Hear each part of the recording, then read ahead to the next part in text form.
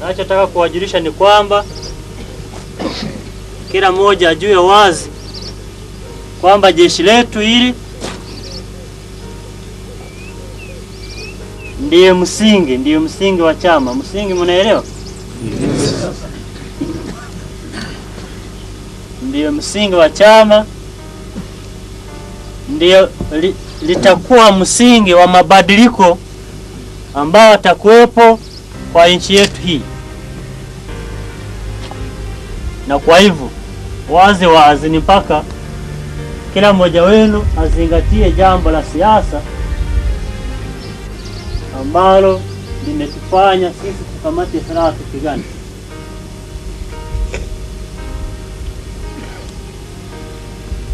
Na kwa hivyo maana yake ni mpaka sisi vitendo vyetu